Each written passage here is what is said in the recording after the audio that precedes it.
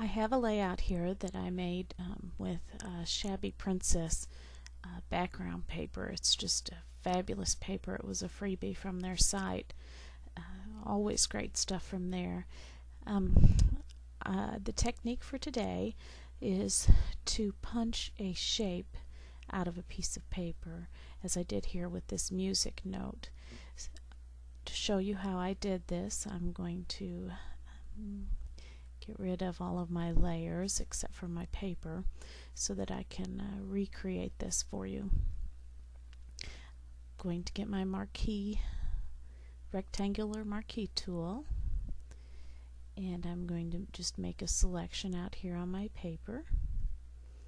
Of course, I had my photos visible when I made it before, and so I had actually made it in the size that I had needed it. With your background layer as your active layer, press Ctrl J.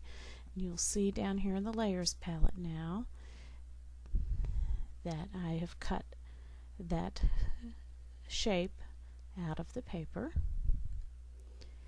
If I add a drop shadow to the paper, you can see it a little bit more, but I'm going to double click and lower the distance of that drop shadow way down, because I'm going to actually apply my own drop shadow to customize it, and I'll be showing you how to do that.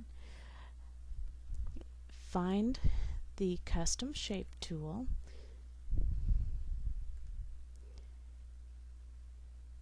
in the drop down box, open it up and go and find the shape that you want to cut out of this paper. And I had chosen this music note. Draw the shape on your paper.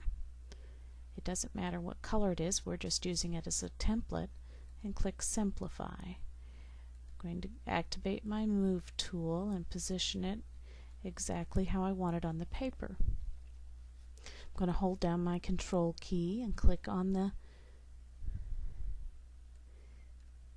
shape layer in the layers palette, and now you'll see marching ants around my shape with the little paper layer as the active layer. I'm simply going to hit delete on my keyboard. I'm going to make this shape layer invisible, hit Control D on my keyboard to make the marching ants go away, and now you can see that I have cut out this music shape out of the paper, and because I have a drop shadow, you could leave this as a cool effect this way. Even with a larger drop shadow, it is really cool. However, I created another layer underneath this layer. I'm going to draw once again with my marquee tool and create a new layer. I actually got my original color out of, oops, I closed out my layer palette accidentally, out of my photo by using the eyedropper. I'm not sure which color I used, but we'll use this one with the new layer as the active layer. I'm going to get my paint bucket and just fill that in. Control D to deselect, and then I'm going to move that layer below my paper layer.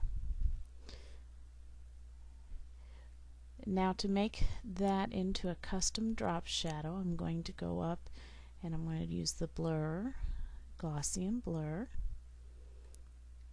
and just move the slider, and you'll see out here how much of a shadow it is creating. And just pick a setting that works best. Now for me, I'm going to go ahead and You could leave that shadow as it is, but I'm going to go ahead and reduce it so it's hidden behind my paper layer for the most part. Then for the custom shadow, I'm going to go and grab the smudge tool, and with this shadow layer is still the active layer, just smudge out various areas, and if you get too much out, you can always go back and push it back in. It's great to make areas, especially on the side, so it makes it look as if the paper is curled, or in the corners.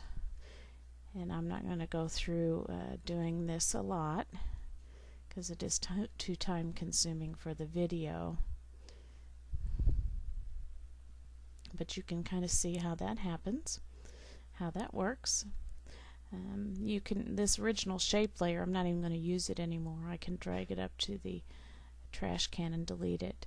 And the last step that I had done was to get my burn tool, held down my control key and clicked on this layer with the cutout, and I just simply went along the edges of my cutout to burn it and make it a little darker, and then also around the edges of my paper. And that's how I did this technique.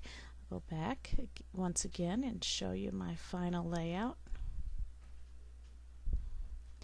And I hope to see everyone utilizing this technique.